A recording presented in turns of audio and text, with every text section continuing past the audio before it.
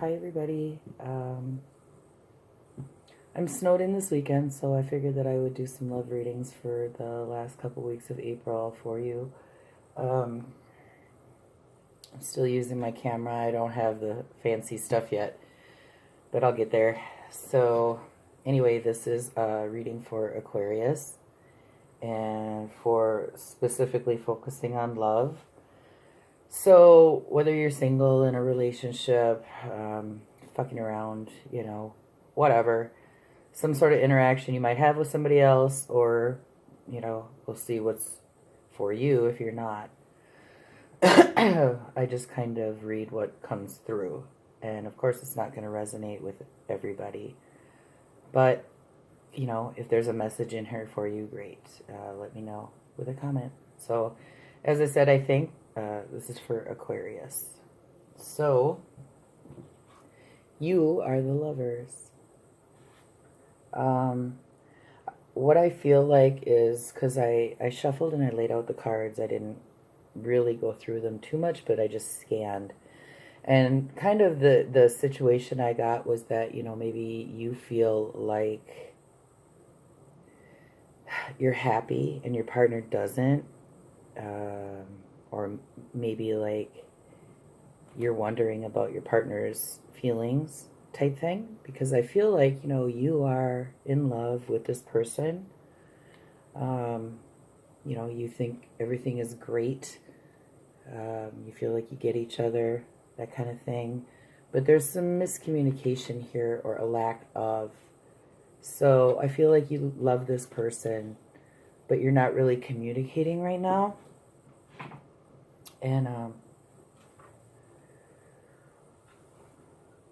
okay, we'll keep going through and I'll get, sorry, I just kind of lost my train of thought there for a second. That happens sometimes.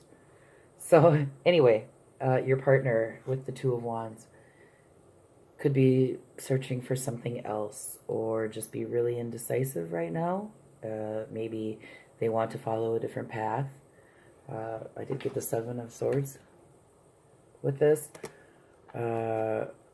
Which is you, Aquarius, but this is in the position of your partner or the person that you're dealing with. So I feel like this person is maybe making some plans or decisions behind your back. Maybe cheating. I mean, the Seven of Swords is a cheating card. With the Lovers and the Two of Wands, this can indicate looking in another direction. The grass isn't always greener on the other side, but you never know if you don't go there type thing, right? So this is exploration.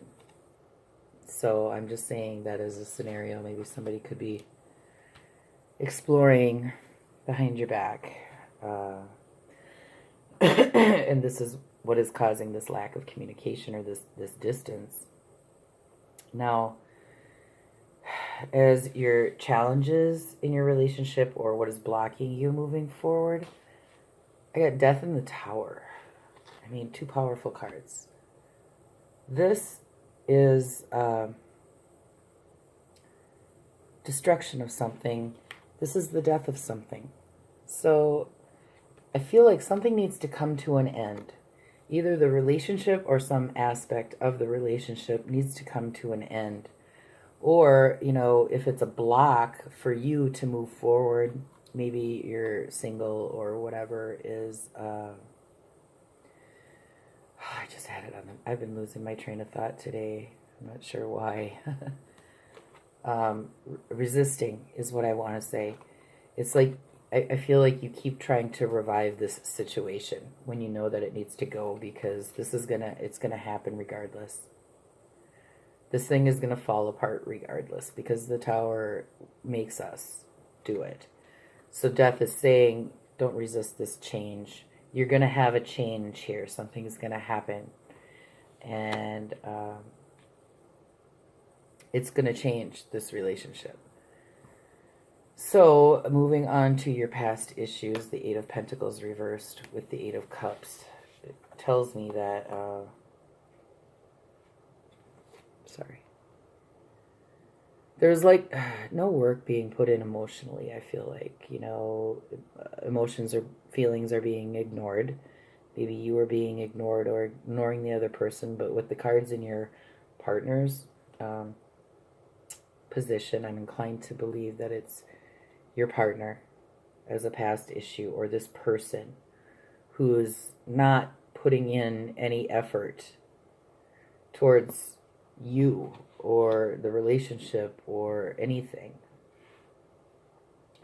Now, I do feel that in the possible near future, you've got the Nine of Cups reversed, which is indicative of not getting what you want, being unhappy, sad, depressed, let down, like what you thought was real isn't. Maybe you thought you could save it, but you couldn't. Something like that, some kind of a letdown. And I'm just feeling that this relationship or whatever this link is to this other person isn't real. Even though the Ten of Cups is the happy family card, there's always a sense of secrecy to me. It's a stage card. Stage cards aren't what they seem. There's always something hidden. And with the Seven of Swords, something is definitely hidden. So let me make more sense of these. So yes, I'm feeling that, maybe you're trying to communicate to this other person and they're not listening to you. But they are definitely, I feel, in search of something else. And it may not, sorry, I'm getting over something. It may not be because of a loss of desire for you, but more of an ego thing. Excuse me.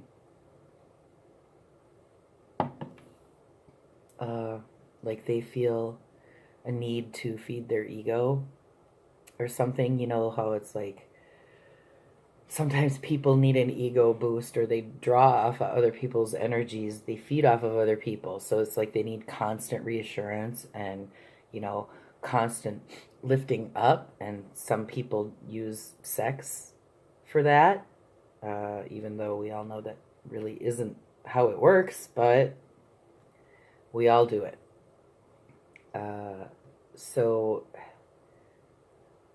I feel like something is or has happened that is preventing your growth or movement, but I'm feeling little reciprocation here.